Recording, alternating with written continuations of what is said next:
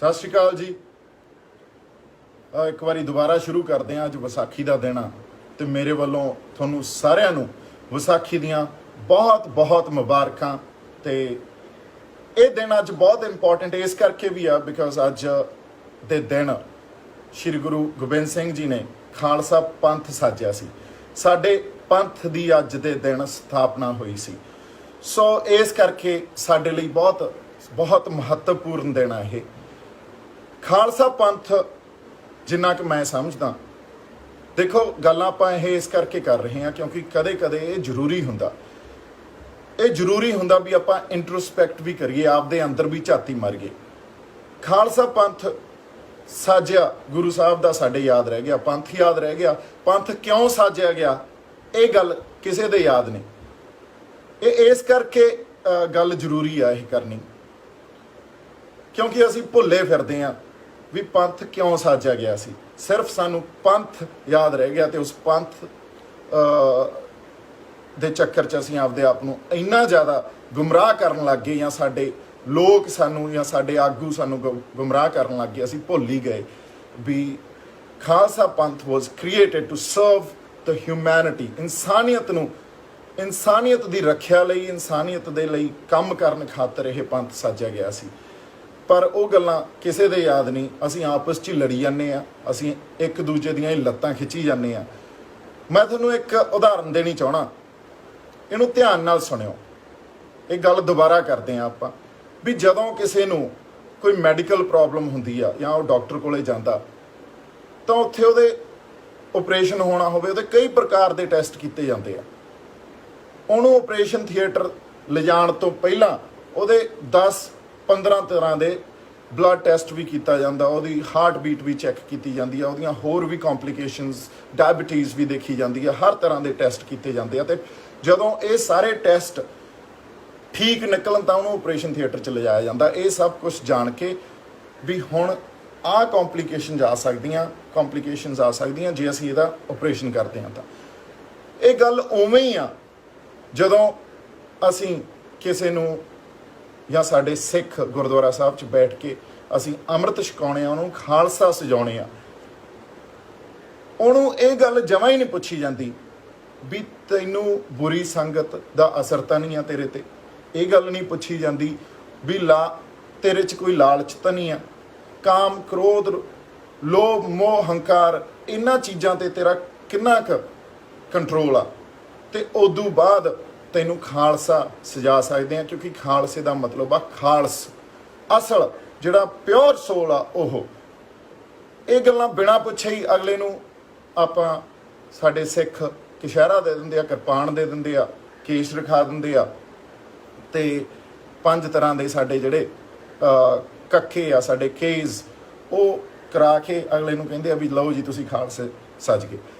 खालसे आए किवें सज गए, मैनूं ये गल दसो। खालसा सजना वो बंदा खालसा किवें हो सकदा जिहदियां आदतां माड़ियां होण, उदे उहनूं तुसीं अमृत तां छकाता, पर उहदियां जिहड़ियां आदतां ते वो किवें कंट्रोल करूगा, वो किवें बदलूगा, ये गल जमा ही नहीं ध्यान दित्ती जांदी। तां मैं इस करके यही गल कर रहा, सानू आपदे अंदर भी झाकण दी जरूरत आ, साडी कौम नूं आपदे अंदर झाकण दी जरूरत आ। क्योंकि जिहड़ा पंथ साजिया सी या जिहड़ी साडे बंदे बनाए सी वो तां लोकां दी रखिया लई, कमज़ोर मजलूमां दी रखिया लई, उन्हां दे हक्कां दे खातर लड़न वास्ते बनाए सी। पर ये बंदे आपदे खातर ही लड़ी जांदे आ, इन्हां दे आपदे ही हक हो गए। ये बंदे जदों पैदा कीते गए 10वें पातशाह ने ये पंथ साजिया, तो जदों किते ये फौज निकलदी सी तां उदों इन्हां दे लई साडा आदर सत्कार इन्ना ज़्यादा हुंदा सी भी ये साडी फौज निकली आ, अज किसी ना किसी गरीब दे खातर लड़न जा रहे होणगे या अज किसी दा भला करन जा रहे होणगे। मैनूं तुसीं एक भी उदाहरण दे दो भी जिथे किते हुण साडी कोई फौज निकली आ वो किसी गरीब दा भला करन चले आ या किसी खातर लड़न चले आ, असीं तां आपदे खातर ही लड़न लग गए। सो सानू आपदे अंदर झाकण दी जरूरत आ क्योंकि मैनूं ऐं लगदा सानू साडे गुरु साहबान साडे गुरु नानक साहब ने भी यही गल सिखाई। 3 ही गल्लां सिखाइयां बाबे ने। बाबा कहंदा नाम जपो, वंड छको ਕਿਰਤ ਕਰੋ। ਤੁਸੀਂ ਮੈਨੂੰ ਇੱਕ ਗੱਲ ਦੱਸੋ ਵੀ ਇਹ ਗੋਲਕਾਂ ਤੇ ਪਲਣ ਵਾਲੇ ਬਾਬੇ ਕਿਹੜੀ ਕਿਰਤ ਕਰਦੇ ਆ? ਇਹ ਗੋਲਕਾਂ ਤੇ ਜਿਹੜਾ ਬਾਬੇ ਪਲਦੇ ਆ ਇਹ ਕਿਰਤ ਕਰ ਹੀ ਨਹੀਂ ਸਕਦੇ। ਮੈਂ ਹੋਰ ਵੀ ਗੱਲ ਇਹ ਕਰਦਾ, ਮੈਨੂੰ ਨਹੀਂ ਪਤਾ ਮੇਰਾ ਕਿਹਨੇ ਵਿਰੋਧ ਕਰਨਾ ਨਹੀਂ ਕਰਨਾ, ਪਰ ਮੈਨੂੰ ਐਂ ਲੱਗਦਾ ਵੀ ਤੁਸੀਂ ਗੁਰਦੁਆਰਾ ਸਾਹਿਬ ਜਿਹੜੇ ਬਾਬੇ ਬੈਠੇ ਆ ਉਹ ਕਿਉਂ ਬੈਠੇ ਹੋ? ਗੁਰਦੁਆਰਾ ਸਾਹਿਬ ਤਾਂ ਸਾਡੇ ਲਈ ਪਲੇਸ ਆਫ ਵਰਸ਼ਿਪ ਆ। ਅਸੀਂ ਉੱਥੇ ਜਾ ਕੇ ਨਤਮਸਤਕ ਹੁੰਨੇ ਆ ਸ਼੍ਰੀ ਗੁਰੂ ਗ੍ਰੰਥ ਸਾਹਿਬ ਦੇ ਅੱਗੇ। ਅਸੀਂ ਉੱਥੇ ਜਾ ਕੇ ਪ੍ਰੇ ਕਰਦੇ ਆ ਆਪਦੇ ਗੁਰੂਆਂ ਨੂੰ, ਆਪਦੇ ਬਾਬਿਆਂ ਨੂੰ। ਸਾਡੇ ਜਿਹੜੇ ਸਾਡੇ ਸਤਿਕਾਰਯੋਗ ਜਾਂ ਸਾਡੇ ਪੂਜਨਯੋਗ ਬਾਬੇ ਆ ਉਹਨਾਂ ਨੂੰ ਅਸੀਂ ਪ੍ਰੇ ਕਰਦੇ ਆ ਵੀ ਸਾਨੂੰ ਮਤਬੁੱਧ ਬਖਸ਼ਿਓ, ਸਾਨੂੰ ਚੰਗੇ ਇਨਸਾਨ ਬਣਾਇਓ, ਸਾਨੂੰ ਤੁਸੀਂ ਚੰਗੇ ਰਾਹ ਤੇ ਤੁਰਨ ਦੀ ਹਿੰਮਤ ਦਿਓ। ਤੁਸੀਂ ਉੱਥੇ ਬੈਠੇ ਕੀ ਕਰਦੇ ਹੋ? ਤੁਸੀਂ ਉਹਨਾਂ ਗੋਲਕਾਂ ਤੇ ਕਿਉਂ ਪਲਦੇ ਹੋ? ਤੁਸੀਂ ਕਿਰਤ ਕਰੋ। ਸਾਡੇ ਬਾਬੇ ਨਾਨਕ ਨੇ ਕਿਰਤ ਆਪ ਕੀਤੀ ਸੀ। ਮੇਰੇ ਖਿਆਲ 'ਚ ਬਾਬੇ ਨਾਨਕ ਤੋਂ ਦਲੇਰ, ਬਾਬੇ ਨਾਨਕ ਤੋਂ ਮੋਸਟ ਟਰੈਵਲਡ ਪਰਸਨ ਇਸ ਦੁਨੀਆ 'ਚ ਅੱਜ ਤੱਕ ਨਹੀਂ ਹੋਇਆ, ਕਿਉਂਕਿ ਬਾਬੇ ਨਾਨਕ ਨੇ ਜਿੰਨੀਆਂ ਉਦਾਸੀਆਂ ਕੀਤੀਆਂ, ਜਿੱਧਰ ਨੂੰ ਤੁਰ ਪੈਂਦਾ ਸੀ ਉਹ ਲੋਕਾਂ ਦਾ ਭਲਾ ਹੀ ਕਰਦਾ ਜਾਂਦਾ ਸੀ। ਉਹ ਰਿਫਾਰਮਰ ਸੀ, ਬਹੁਤ ਵੱਡੇ ਰਿਫਾਰਮਰ ਸੀ। ਉਹਨਾਂ ਨੇ ਜਿਹੜੇ ਉਸ ਵੇਲੇ ਸਮਾਜ ਦੀਆਂ ਕੁਰੀਤੀਆਂ ਸੀ ਉਹਦੇ ਅਗੇਂਸਟ ਉੱਠ ਕੇ ਗੱਲਾਂ ਕਹੀਆਂ, ਉਹਦੇ ਅਗੇਂਸਟ ਉੱਠ ਕੇ ਲੜਾਈਆਂ ਕੀਤੀਆਂ। ਤੁਸੀਂ ਦੱਸੋ ਕੀ ਕਰਦੇ ਹੋ? ਤੁਸੀਂ ਸਾਨੂੰ ਕਿਸੇ ਗੁਰੂ ਨੇ ਇਹ ਗੱਲ ਕਹੀ ਵੀ ਤੁਸੀਂ ਕੱਟੜ ਹੋ ਜਾਓ? ਕੱਟੜਪੰਥੀ ਕਿਹੜੇ ਸਾਡੇ ਗੁਰੂ ਨੇ ਸਾਨੂੰ ਸਿਖਾਈ ਆ? ਜਾਂ ਸਾਨੂੰ ਇਹ ਗੱਲ ਕਿਹੜੇ ਗੁਰੂ ਜੀ ਨੇ ਸਿਖਾਈ ਆ ਵੀ ਤੁਸੀਂ ਬਾਈ ਜਾਤ ਪਾਤ ਦੇਖਣਾ, ਤੁਸੀਂ ਹਿੰਦੂਆਂ ਦੇ ਵੀ ਅਗੇਂਸਟ ਲੜੋ, ਤੁਸੀਂ ਉਹਨਾਂ ਦੇ ਵੀ ਅਗੇਂਸਟ ਲੜੋ, ਤੁਸੀਂ ਫਲਾਨਿਆਂ ਦੇ ਵੀ ਅਗੇਂਸਟ ਲੜੋ, ਤੁਸੀਂ ਸਿੱਖ ਹੋ? ਨਹੀਂ, ਸਿੱਖ ਦਾ ਮਤਲਬ ਜਿੰਨਾ ਸਾਨੂੰ ਸਿਖਾਇਆ ਗਿਆ, ਸਿੱਖ ਦਾ ਮਤਲਬ ਸੀ ਸਿੱਖਣਾ। ਜਿਹੜਾ ਬੰਦਾ ਰੋਜ਼ ਸਿੱਖੇ ਉਹ ਸਿੱਖ ਆ। ਤੇ ਖਾਲਸਾ ਫੌਜ ਉਹ ਫੌਜ ਸੀ ਜਿਨ੍ਹਾਂ ਦਾ ਕਾਮ, ਕ੍ਰੋਧ, ਲੋਭ, ਮੋਹ, ਹੰਕਾਰ ਦੇ ਉੱਤੇ ਵਸ ਸੀ। ਉਹ ਇਹਨਾਂ ਚੀਜ਼ਾਂ ਤੋਂ ਦੂਰ ਸੀ। ਉਹ ਇੱਕ ਪਿਓਰ ਹਿਊਮਨ ਬੀਇੰਗ ਦੀ ਫਾਰਮ ਆ, ਉਹਨੂੰ ਖਾਲਸਾ ਕਿਹਾ ਗਿਆ। ਤੁਸੀਂ ਮੈਨੂੰ ਇੱਕ ਗੱਲ ਦੱਸੋ, ਕਿੱਥੇ ਆ ਉਹ ਪਿਓਰ ਹਿਊਮਨ ਬੀਇੰਗ ਦੀ ਫਾਰਮ? ਇਹੋ ਜਿਹੇ ਸਾਡੇ ਖਾਲਸਿਆਂ ਨੂੰ ਮੈਂ ਜਾਣਦਾ, ਹਜੇ ਵੀ ਜਾਣਦਾ, ਜਿਹੜੇ ਆਪਦਾ ਕੰਮ ਕਰਦੇ ਆ, ਕਿਰਤ ਕਰਦੇ ਆ ਤੇ ਲੋਕ ਭਲਾਈ ਕਰਦੇ ਆ, ਇਨਸਾਨੀਅਤ ਦੀ ਖਾਤਰ ਲੜਦੇ ਆ।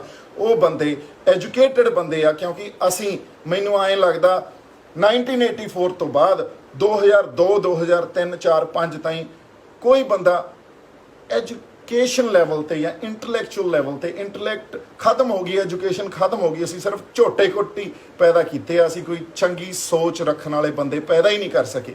ਸਾਡੀ ਕੌਮ ਨੂੰ ਆਪਦੇ ਅੰਦਰ ਝਾਕਣ ਦੀ ਜ਼ਰੂਰਤ ਆ, ਬਹੁਤ ਜ਼ਿਆਦਾ ਜ਼ਰੂਰਤ ਹੈ। ਇੰਟਰਸਪੈਕਸ਼ਨ ਦੀ ਜ਼ਰੂਰਤ ਆ, ਕਿਉਂਕਿ ਤੁਸੀਂ ਬਹੁਤ ਸਾਡੇ ਚੰਗੇ ਵੀ ਬੰਦੇ ਹੋਵੋਗੇ, ਸਾਡੇ ਬਹੁਤ ਅਸਲ ਖਾਲਸੇ ਵੀ ਬੈਠੇ ਹੋਵੋਗੇ, ਪਰ ਇਸ ਗੱਲ ਦੇ ਨਾਲ ਨਾਲ ਇਹ ਗੱਲ ਵੀ ਬਹੁਤ ਜ਼ਿਆਦਾ ਮੇਰੇ ਖਿਆਲ 'ਚ ਸੋਚਣ ਨੂੰ, ਸਾਨੂੰ ਚਿੰਤਨ ਕਰਨ ਨੂੰ ਮਜਬੂਰ ਕਰ ਦਿੰਦੀ ਆ ਵੀ ਕੁਝ ਬੰਦੇ ਸਾਡੇ ਉੱਥੇ ਚੰਗੇ ਨਹੀਂ ਵੀ ਆ। ਤੇ ਜਿਹੜੇ ਨਹੀਂ ਚੰਗੇ, ਜਿਹੜੇ ਨਹੀਂ ਜਿਹੜੇ ਖਾਲਸੇ ਨਹੀਂ ਆ, ਉਹਨਾਂ ਬੰਦਿਆਂ ਦਾ ਸੁਧਾਰ ਕੀਤਾ ਜਾਣਾ ਚਾਹੀਦਾ। ਮੈਂ ਕਿਸੇ ਘਟਨਾ ਨੂੰ ਲੈ ਕੇ ਉਸ ਗੱਲ ਤੋਂ ਉਤਸ਼ਾਹਿਤ ਹੋ ਕੇ ਗੱਲ ਨਹੀਂ ਕਰ ਰਿਹਾ। ਮੈਂ ਸਿਰਫ ਇਹ ਸਾਰੀਆਂ ਗੱਲਾਂ ਤੋਂ ਇਹ ਸੋਚ ਕੇ ਗੱਲ ਕਰ ਰਹੇ ਹਾਂ ਵੀ ਸਾਨੂੰ ਇੰਟਰਸਪੈਕਸ਼ਨ ਦੀ ਜ਼ਰੂਰਤ ਆ। ਸਾਨੂੰ ਜ਼ਰੂਰਤ ਆ ਸਾਡੀ ਕੌਮ ਨੂੰ। ਇੱਕ ਵੀ ਰਿਲੀਜੀਅਸ ਲੀਡਰ, ਇੱਕ ਵੀ ਗੱਲੇ ਤੇ ਪਲਣ ਵਾਲਾ ਬਾਬਾ ਮੈਨੂੰ ਇਹ ਕਹਿੰਦਾ ਦਿਖਾ ਦਿਓ ਵੀ ਪੜ੍ਹੋ, ਐਜੂਕੇਸ਼ਨ ਹੋਣੀ ਤੁਹਾਡੇ ਕੋਲੇ ਬਹੁਤ ਜ਼ਰੂਰੀ ਆ, ਤੁਹਾਡੇ ਕੋਲੇ ਇੰਟੈਲੈਕਟ ਹੋਣਾ ਬਹੁਤ ਜ਼ਰੂਰੀ ਆ, ਤੁਸੀਂ ਤਰਕ ਵਿਤਰਕ ਕਰਨ 'ਚ ਤੁਹਾਡੀ ਕਾਬਲੀਅਤ ਹੋਵੇ, ਤੁਸੀਂ ਰੈਸ਼ਨਲ ਸੋਚ ਰੱਖਦੇ ਹੋ। ਤੁਸੀਂ ਤਾਂ ਸਾਨੂੰ, ਜਿਵੇਂ ਪਹਿਲਾਂ ਬਾਬੇ ਨਾਨਕ ਨੇ ਗੱਲਾਂ, ਸਨਾਤਨ ਧਰਮ ਉਦੋਂ ਬਹੁਤ ਜ਼ਿਆਦਾ ਚਰਚਾ 'ਚ ਸੀ, ਤਾਂ ਬਾਬੇ ਨੇ ਉਹਦੇ ਅਗੇਂਸਟ ਜਾ ਕੇ ਰਿਫਾਰਮਸ ਦੀ ਗੱਲ ਕੀਤੀ ਉਹਨਾਂ ਨੇ। ਕਿਉਂਕਿ ਜਦੋਂ ਇਹ ਗੱਲ ਸੋਚਣ ਵਾਲੀ ਆ ਵੀ 1469 ਤੋਂ ਲੈ ਕੇ ਅਸੀਂ 550 ਵਰ੍ਹਾ ਸਾਡੀ ਕੌਮ ਨੇ ਆਪਦੀ ਇੱਜ਼ਤ ਬਣਾਉਣ ਨੂੰ ਲਾਤਾ, ਤੇ ਤੁਸੀਂ 2 ਦਿਨਾਂ 'ਚ ਗਵਾ ਦਿੰਦੇ ਹੋ। ਸਾਡੀ ਕੌਮ ਦੀ ਇੱਜ਼ਤ ਹੀ 2 ਦਿਨਾਂ 'ਚ ਗਵਾ ਦਿੰਦੇ ਹੋ। ਇਹ ਹੱਕ ਤੁਹਾਨੂੰ ਕਿਹਨੇ ਦਿੱਤਾ? ਤੁਹਾਡਾ ਬਾਣਾ ਇਹ ਨਹੀਂ ਸਾਨੂੰ ਮੇਰੇ ਖਿਆਲ 'ਚ ਦੱਸਦਾ ਵੀ ਤੁਸੀਂ ਖਾਲਸੋਂ। ਤੁਹਾਡਾ ਰਹਿਣੀ ਸਹਿਣੀ, ਤੁਹਾਡੇ ਵਿਚਾਰ, ਤੁਹਾਡੀ ਜਿਹੜੀ ਅੰਦਰ ਭਾਵਨਾ ਇਨਸਾਨੀਅਤ ਦੇ ਲਈ ਲੜਨ ਦੀ, ਉਹ ਦੱਸਣੀ ਚਾਹੀਦੀ ਆ। ਤੁਸੀਂ ਤਾਂ ਜਦੋਂ ਨਿਕਲੋ, ਜਦੋਂ ਕਿਤੇ ਦਿਖੋ, ਉਦੋਂ ਲੋਕ ਨਮਸਕਾਰ ਹੀ ਕਰਦੇ ਦਿਸਣ, ਤੇ ਇਹ ਸੋਚਣ ਅੰਦਰ ਵੀ ਅੱਜ ਕਿਸੇ ਗਰੀਬ ਦੀ ਰੱਖਿਆ ਕਰਨ ਚੱਲੇ ਹੋਣੇ ਆ ਖਾਲਸੇ, ਅੱਜ ਕਿਸੇ ਦੀ ਮਦਦ ਕਰਨ ਚੱਲੇ ਹੋਣੇ ਆ ਖਾਲਸੇ। ਤੁਸੀਂ ਤਾਂ ਸਾਨੂੰ ਵਰਸ਼ੇ ਫੜ ਕਿਰਪਾਨਾਂ ਫੜ ਡਰਾਉਣ ਲਾਤਾ। ਅਸੀਂ ਗੁਰਦੁਆਰਾ ਸਾਹਿਬ ਜਾਂਦੇ ਆ ਮੱਥਾ ਟੇਕਣ, ਉੱਥੇ ਤੁਸੀਂ ਐਡੇ ਵਰਸ਼ੇ ਫੜੀ ਜਿਹੜੇ ਖੜੇ ਹੁੰਨੇ ਹੋ, ਕੋਈ ਚੰਗਾ ਭਲਾ ਬੰਦਾ ਡਰਨ ਲੱਗ ਜੇ, ਕੋਈ ਬੰਦਾ ਉੱਥੇ ਮੱਥਾ ਟੇਕਣ ਗਿਆ, ਉੱਥੇ ਤੁਸੀਂ ਉਹ ਪੰਡਤਾਂ ਵਾਲੀਆਂ ਗੱਲਾਂ ਕਰਨ ਲੱਗ ਗਏ ਵੀ ਮੱਥਾ ਵੀ ਐਂ ਟੇਕਣਾ ਜੀ, ਤੁਸੀਂ ਜੰਮਣਾ ਵੀ ਆਏ ਆ, ਤੁਸੀਂ ਮਰਨਾ ਵੀ ਆਏ ਆ, ਤੁਸੀਂ ਸਭ ਕੁਝ ਸਾਡੇ ਤੋਂ ਪੁੱਛ ਕੇ ਕਰਨਾ, ਤੁਸੀਂ ਹਰ ਗੱਲ ਸਾਨੂੰ ਸਾਡੇ ਥਰੂ ਹੋਣੀ ਚਾਹੀਦੀ ਆ, ਅਸੀਂ ਉਹਨੂੰ ਜੇ ਰਿਕਮੈਂਡ ਕਰਾਂਗੇ ਤਾਂ ਉਹ ਗੱਲ ਠੀਕ ਆ, ਬਾਕੀ ਠੀਕ ਨਹੀਂ, ਇਹ ਗੱਲਾਂ ਠੀਕ ਨਹੀਂ ਆ।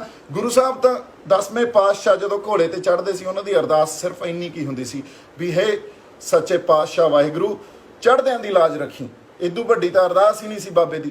ਸੋ ਮੇਰਾ ਇੱਥੇ ਆਉਣਾ, ਇਹ ਗੱਲ ਕਰਨੀ ਕਿਸੇ ਦੇ ਅਗੇਂਸਟ ਨਹੀਂ ਮੈਂ ਗੱਲ ਕਰ ਰਿਹਾ, ਇਹ ਗੱਲ ਕਰਨ ਦਾ ਮਤਲਬ ਜਾਂ ਇਹਦਾ ਮੰਤਵ ਸਿਰਫ ਇਹੀ ਸੀ ਵੀ ਅਸੀਂ, ਸਾਡੀ ਕੌਮ ਇੰਟਰੋਸਪੈਕਸ਼ਨ ਕਰੇ, ਅਸੀਂ ਆਪਦੇ ਅੰਦਰ ਝਾਕੀਏ, ਝਾਤੀ ਮਾਰੀਏ, ਅਸੀਂ ਆਪਦੇ ਬੰਦਿਆਂ ਨੂੰ ਪੈਦਾ ਕਰੀਏ, ਜਿਹੜੇ ਬੰਦੇ ਪੜ੍ਹੇ ਲਿਖੇ ਹੋਣ, ਜਿਹੜੇ ਬੰਦਿਆਂ 'ਚ ਇੰਟੈਲੈਕਟ ਹੋਵੇ, ਜਿਹੜੇ ਬੰਦੇ ਸਟੇਟ ਦੀ ਗੱਲ ਸਮਝ ਸਕਣ। ਕਿਉਂਕਿ ਇੱਕ ਗੱਲ ਯਾਦ ਰੱਖਿਓ ਮਿੱਤਰੋ, ਜਿਹੜੇ ਵੱਡੇ ਵੱਡੇ ਬਾਬੇ ਬਣੇ ਫਿਰਦੇ ਆ ਨਾ, ਜਾਂ ਜਿਹੜੇ ਗੱਲਿਆਂ ਤੇ ਜਾਂ ਗੋਲਕਾਂ ਤੇ ਪਲਦੇ ਆ, ਉਹ ਵੀ ਸਟੇਟ ਸਪਾਂਸਰ ਹੁੰਦੇ ਆ। ਇਹ ਸਾਰੇ ਬਾਬੇ ਸਟੇਟ ਸਪਾਂਸਰ ਆ, ਤੁਸੀਂ ਇਹ ਗੱਲ ਯਾਦ ਰੱਖਿਓ। ਮੈਂ ਤੁਹਾਨੂੰ ਇੱਕ ਗੱਲ ਕਹਿਣਾ ਵੀ ਆਪਦੇ ਆਪ ਨੂੰ ਇੰਨਾ ਉੱਚਾ ਲੈ ਜਾਓ, ਪੜ੍ਹਾਈ ਲਿਖਾਈ 'ਚ ਇੰਨਾ ਉੱਚਾ ਲੈ ਜਾਓ, ਜਾਂ ਸੋਚ ਤੁਹਾਡੀ ਇੰਨੀ ਉੱਚੀ ਹੋਵੇ, ਤੁਸੀਂ ਜਿਹੜੀ ਗੱਲ ਸਮਝਣ ਵਾਲੀ ਆ, ਸਮਝਣ ਵਾਲੀ ਇਹ ਗੱਲ ਆ, ਇੱਕ ਹੁੰਦਾ ਦਿਖਾਵਾ, ਇੱਕ ਹੁੰਦਾ ਉਹ ਸਾਹਮਣੇ ਜਿਹੜਾ ਦਿਖਦਾ, ਉਹਦੇ ਅੰਦਰ ਝਾਕ ਕੇ ਵੀ ਦੇਖ ਸਕੋ ਵੀ ਅਸਲ ਗੱਲ ਕੀ ਹੋ ਰਹੀ ਆ। ਇਹ ਗੱਲ ਬਹੁਤ ਜ਼ਰੂਰੀ ਆ ਸਮਝਣੀ, ਸਾਡੇ ਨੌਜਵਾਨਾਂ ਵਾਸਤੇ ਇਹ ਗੱਲ ਸਮਝਣੀ ਬਹੁਤ ਜ਼ਰੂਰੀ ਆ, ਸਾਡੇ ਲੋਕਾਂ ਵਾਸਤੇ ਇਹ ਗੱਲ ਸਮਝਣੀ ਬਹੁਤ ਜ਼ਰੂਰੀ ਆ, ਸਾਡੀ ਕੌਮ ਵਾਸਤੇ ਇਹ ਗੱਲ ਸਮਝਣੀ ਬਹੁਤ ਜ਼ਰੂਰੀ ਆ। ਕਿਉਂਕਿ ਦੇਖੋ, ਮੈਂ Y I'm talking about our own people and why I'm talking about this introspection, because it's about time, it's high time for us to probably do that introspection and understand why we were created, what is a human being, what is our purpose, what is humanity। ਇਹ ਜਾਤ ਪਾਤ ਧਰਮ ਜਿਹੜੇ ਇਹ ਗੱਲਾਂ 'ਚ ਕੋਈ ਦਮ ਨਹੀਂ, ਦਮ ਸਿਰਫ ਇਨਸਾਨੀਅਤ 'ਚ ਆ। ਕਿਉਂਕਿ ਸਾਡੇ ਬਾਬੇ ਵੀ ਇਨਸਾਨੀਅਤ ਖਾਤਰ ਲੜੇ ਆ, ਅਸੀਂ ਵੀ ਇਨਸਾਨੀਅਤ ਖਾਤਰ ਲੜੀਏ, ਅਸੀਂ ਉਹਨੂੰ ਹੀ ਆਪਦਾ ਧਰਮ ਮੰਨੀਏ, ਉਹੀ ਸਾਡੀ ਜਾਤ ਆ। ਇਦੋਂ ਉੱਤੇ ਮੈਨੂੰ ਨਹੀਂ ਲੱਗਦਾ ਕੋਈ ਹੋਰ ਧਰਮ ਵੀ ਹੋ ਸਕਦਾ ਜਾਂ ਕੋਈ ਜਾਤ ਵੀ ਹੋ ਸਕਦੀ ਆ। ਕਿਉਂਕਿ ਜਦੋਂ ਗੁਰੂ ਤੇਗ ਬਹਾਦਰ ਜੀ ਕੋਲ ਕਸ਼ਮੀਰੀ ਪੰਡਤ ਆਏ ਸੀ, ਉਹਨਾਂ ਨੇ ਇਹ ਨਹੀਂ ਪੁੱਛਿਆ ਸੀ ਵੀ ਤੁਸੀਂ ਕਿਹੜੀ ਜਾਤ ਨੂੰ ਬਿਲੋਂਗ ਕਰਦੇ ਹੋ, ਉਹਨਾਂ ਨੇ ਇਹ ਵੀ ਨਹੀਂ ਕਿਹਾ ਵੀ ਤੁਸੀਂ ਸਿੱਖ ਬਣ ਜਾਓ ਪਹਿਲਾਂ, ਫਿਰ ਮੈਂ ਤੁਹਾਡੇ ਲਈ ਜਾ ਕੇ ਖੜਾ ਹੋਊਂਗਾ ਜਾਂ ਲੜੂੰਗਾ। ਉਹਨਾਂ ਨੇ ਕਿਹਾ ਸੀ ਵੀ ਮੈਂ ਤੁਹਾਡੇ ਨਾਲ ਚੱਲਦਾ, ਜੇ ਤੁਹਾਡੇ ਨਾਲ ਧੱਕਾ ਹੋ ਰਿਹਾ ਕੋਈ ਗੱਲ ਨਹੀਂ, ਮੈਂ ਬੈਠਾ, ਮੈਂ ਤੁਹਾਡੇ ਨਾਲ ਚੱਲਦਾ। ਸਾਡਾ ਜਿਹੜਾ ਅਸਲ ਮੇਰੇ ਖਿਆਲ 'ਚ ਸਪਿਰਿਟ ਆ ਸਾਡੀ, ਉਹ ਆ, ਸਾਡੀ ਕੌਮ ਵੀ ਉਹੀ ਆ। ਤੁਸੀਂ ਲੋਕਾਂ ਨੂੰ, ਜਿਹੜੇ ਪੇਰੈਂਟਸ ਮੇਰੀ ਗੱਲ ਸੁਣਦੇ ਹੁਣ, ਆਪਦੇ ਬੱਚਿਆਂ ਨੂੰ ਪੜ੍ਹਾਓ, ਕਿਉਂਕਿ ਹੁਣ ਬਥੇਰੇ ਝੋਟੇ ਕੁੱਟ ਪੈਦਾ ਕਰ ਲਏ ਆਪਾਂ। ਟਾਈਮ ਆ ਗਿਆ ਜਦੋਂ ਅਸੀਂ ਆਪਦੇ ਆਪ ਨੂੰ ਐਜੂਕੇਟਡ ਬਣਾਈਏ, ਅਸੀਂ ਆਪਦੇ ਆਪ ਨੂੰ ਪੜ੍ਹਾਈਏ, ਅਸੀਂ ਆਪਦੀ ਕੌਮ ਨੂੰ ਇਹ ਸੰਦੇਸ਼ ਦਈਏ ਵੀ ਪੜ੍ਹੋ ਲਿਖੋ ਮਿੱਤਰੋ, ਗੱਲ ਅਸਲ ਪਤੇ ਦੀ ਕਰੀਏ, ਗੱਲਾਂ ਨੂੰ ਸਮਝੀਏ। Education makes a lot of difference in your personality, in your the way you think, the way you probably perceive things in the world. It makes a lot of difference. ਕੱਟੜਪੰਥੀ ਸਾਡੇ ਕਿਸੇ ਗੁਰੂ ਨੇ, ਸਾਡੇ ਕਿਸੇ ਜਿਹੜੇ ਵੱਡੇ ਵੱਡੇ ਸਾਡੇ ਰੋਲ ਮਾਡਲਸ ਆ, ਕਿਸੇ ਨੇ ਨਹੀਂ ਸਿਖਾਈ। ਕਿਉਂਕਿ ਜਿਹੜਾ ਬੰਦਾ, ਤੁਸੀਂ ਇਹ ਦੇਖ ਲਓ, ਪੰਜਾਬ 'ਚ ਅਸੀਂ ਕਿਰਪਾਨਾਂ ਲੈ ਕੇ ਫਿਰਨ ਲੱਗ ਗਏ। ਮੈਨੂੰ ਅੱਜ ਤੱਕ ਪੰਜਾਬ 'ਚ ਰਹਿੰਦੇ ਨੂੰ ਇਹ ਕਦੇ ਨਹੀਂ ਮਹਿਸੂਸ ਹੋਇਆ ਵੀ ਮੈਂ ਕੋਈ ਹਥਿਆਰ ਲੈ ਕੇ ਚੱਲਾਂ। ਜਾਂ ਤੁਸੀਂ ਦੱਸੋ, ਤੁਹਾਨੂੰ ਕਿਸੇ ਨੂੰ ਮਹਿਸੂਸ ਹੋਇਆ ਹੋਵੇ ਵੀ ਪੰਜਾਬ 'ਚ ਤੁਸੀਂ ਕੋਈ ਹਥਿਆਰ ਲੈ ਕੇ ਚੱਲੋ, ਜਾਂ ਸਾਡੇ ਕਿਸੇ ਹਿੰਦੂ ਭਰਾ ਨੇ ਸਾਨੂੰ ਕਦੇ ਅੱਖਾਂ ਦਿਖਾਈਆਂ ਹੁਣ? ਕਦੇ ਨਹੀਂ ਮਹਿਸੂਸ ਹੋਇਆ। ਸੋ ਅਸੀਂ ਸਾਰਿਆਂ ਦੇ ਆ, ਅਸੀਂ ਸਾਰੀ ਇਨਸਾਨੀਅਤ ਦੇ ਆ, ਅਸੀਂ ਹਰ ਕਿਸੇ ਦਾ ਸਤਿਕਾਰ ਕਰਦੇ ਆ, ਅਸੀਂ ਹਰ ਕਿਸੇ ਨੂੰ ਪਿਆਰ ਕਰਦੇ ਆ। ਇਹੀ ਮੇਰੇ ਖਿਆਲ 'ਚ ਸਾਡੇ ਬਾਬਿਆਂ ਨੇ, ਸਾਡੇ ਗੁਰੂਆਂ ਨੇ ਸਾਨੂੰ ਗੱਲਾਂ ਸਿਖਾਈਆਂ। ਸੋ ਦੁਕਾਨਦਾਰੀਆਂ ਦੇ ਪਿੱਛੇ ਨਾ ਲੱਗੋ, ਇਹਨਾਂ ਬੰਦਿਆਂ ਦੇ ਪਿੱਛੇ ਨਾ ਲੱਗੋ। ਆਪਦੇ ਆਪ ਨੂੰ, ਆਪਦੇ ਸੰਸਕਾਰ ਤੇ ਆਪਦੇ ਅੰਦਰ ਜਿਹੜੇ ਮੇਰੇ ਖਿਆਲ 'ਚ ਤੁਹਾਡੇ ਵਿਚਾਰ ਆ, ਉਹ ਇੰਨੇ ਕੁ ਉੱਚੇ ਹੋਣ ਵੀ ਆਪਾਂ ਇਹ ਸਾਰੀਆਂ ਗੱਲਾਂ ਸਮਝ ਸਕੀਏ। ਬਾਕੀ ਗੱਲਾਂ ਬਹੁਤ ਡੂੰਘੀਆਂ, ਮੈਂ ਬਹੁਤ ਟਾਈਮ ਇੰਨਾ ਕੁ ਹੁੰਦਾ ਵੀ ਉਨੀ ਕੁ ਗੱਲ ਕਰ ਰਿਹਾ। ਹੋ ਸਕਦਾ ਤੁਹਾਡੇ ਇਹ ਗੱਲ ਸਮਝ ਆ ਜੇ ਜਿਹੜੀ ਮੈਂ ਤੁਹਾਡੇ ਤੱਕ ਪਹੁੰਚਾਉਣੀ ਚਾਹ ਰਿਹਾ। ਉਹ ਗੱਲ ਦਾ ਸਿਰਫ ਮਤਲਬ ਇਹੀ ਸੀ ਵੀ ਖਾਲਸਾ ਤਾਂ ਕਾਮ, ਕ੍ਰੋਧ, ਲੋਭ, ਮੋਹ, ਹੰਕਾਰ ਤੋਂ ਉੱਤੇ ਹੁੰਦਾ। ਖਾਲਸਾ ਆਪਸ 'ਚ ਨਹੀਂ ਲੜਦੇ, ਇੱਕ ਦੂਜੇ ਦੀਆਂ ਲੱਤਾਂ ਨਹੀਂ ਖਿੱਚਦੇ। ਮੇਰੇ ਖਿਆਲ 'ਚ ਖਾਲਸ ਜਿਹੜੀ ਗੱਲ ਆ ਉਹ ਖਾਲਸੀ ਹੋਣੀ ਚਾਹੀਦੀ ਆ। ਤੁਸੀਂ ਪਲੀਜ਼ ਖਾਲਸ ਰਹੋ। ਤੁਸੀਂ ਪਲੇਸਿਸ ਆਫ ਵਰਸ਼ਿਪ ਆ ਜਿਹੜੀਆਂ, ਦੇਖੋ ਤੁਸੀਂ ਅੱਜ ਦੀ ਡੇਟ 'ਚ ਇਹ ਗੱਲ ਸੋਚਣ ਵਾਲੀ ਆ, ਇਹ ਗੱਲ ਬਹੁਤ ਜ਼ਰੂਰੀ ਆ ਸੋਚਣੀ। ਕੁਦਰਤ ਨੇ ਇਹੋ ਜਿਹੀ ਗੱਲ ਕਰਤੀ, ਕਦੇ ਜ਼ਿੰਦਗੀ 'ਚ ਪਲੇਸਿਸ ਆਫ ਵਰਸ਼ਿਪ ਆ ਜਿਹੜੀਆਂ, ਜਾਂ ਜਿੱਥੇ ਜਾ ਕੇ ਆਪਾਂ ਭਗਤੀ ਕਰਦੇ ਆ, ਉਹ ਜਗ ਚਾਹੇ ਮੰਦਿਰ, ਗੁਰਦੁਆਰਾ ਸਾਹਿਬ, ਚਰਚਿਸ ਜਾਂ ਮਸਜਿਦ, ਇਹ ਬੰਦ ਨਹੀਂ ਹੋਈਆਂ ਸੀ। ਪਰ ਇਸ ਵੇਲੇ ਕੁਦਰਤ ਨੇ ਇਹ ਵੀ ਬੰਦ ਕਰਤੀਆਂ। ਇਹਦਾ ਮਤਲਬ ਇਹ ਆ, ਕੁਦਰਤ ਕਹਿੰਦੀ ਅਸੀਂ ਇੰਨਾ ਕੁ ਕੰਮ ਖਰਾਬ ਕਰ ਲਿਆ ਵੀ ਤੁਹਾਨੂੰ ਵਰਸ਼ਿਪ ਕਰਨ ਦੀ ਵੀ ਨਹੀਂ ਮੈਂ ਇਜਾਜ਼ਤ ਦਿੰਦੀ, ਤੁਹਾਨੂੰ ਵਰਸ਼ਿਪ ਵੀ ਨਹੀਂ ਕਰਨ ਦਿੰਦੀ, ਤੁਸੀਂ ਸਭ ਕੁਝ ਬੰਦ ਹੋ ਗਿਆ, ਸਾਰੀ ਦੁਨੀਆ ਘਰੇ ਬੈਠੀ ਆ। ਬਹੁਤ ਵੱਡੀ ਗੱਲ ਆ, ਸੋਚਣ ਵਾਲੀ ਗੱਲ ਆ।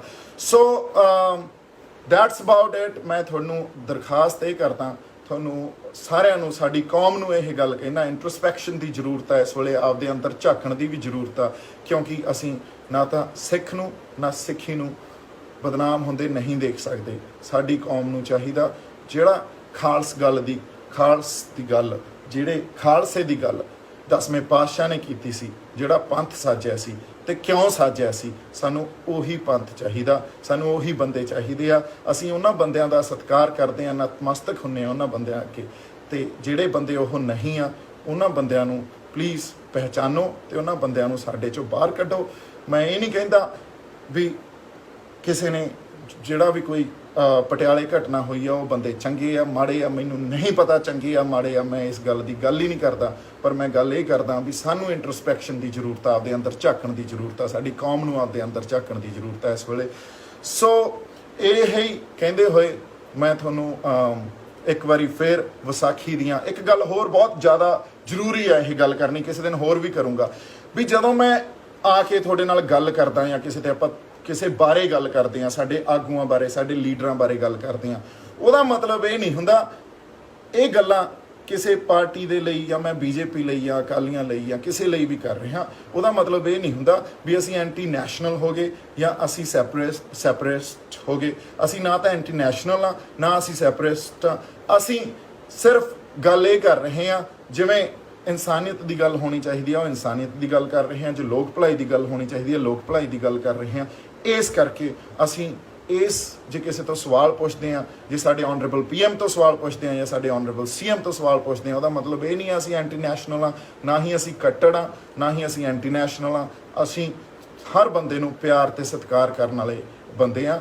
ਅਗਲੀ ਗੱਲ ਇਹ ਆ ਵੀ ਜੇ ਤੁਸੀਂ ਚਲੋ ਇਹ ਗੱਲਾਂ ਆਪਾਂ ਬਾਅਦ ਚ ਕਰਾਂਗੇ, ਹੋਰ ਬਥੇਰਾ ਕੁਛ ਆ ਗੱਲ ਕਰਨ ਨੂੰ। ਮੈਂ ਹੁਣ ਆਪਦੀ ਐਕਸਰਸਾਈਜ਼ ਕਰਨ ਚੱਲਿਆ, ਥੋੜ੍ਹੀਆਂ ਜਿਹੀਆਂ ਸਪ੍ਰਿੰਟਸ ਕਰਦਾ। ਮੈਂ ਤੁਹਾਨੂੰ ਸਾਰਿਆਂ ਨੂੰ ਵੀ ਇਹੀ ਕਰਨਾ, ਤੰਦਰੁਸਤ ਰਹੋ।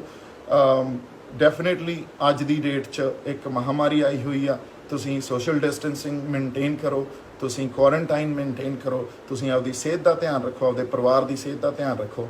ਮੇਰੇ ਵੱਲੋਂ ਬਹੁਤ ਸਾਰਾ ਪਿਆਰ ਤੇ ਸਤਿਕਾਰ। ਸਤਿ ਸ਼੍ਰੀ ਅਕਾਲ।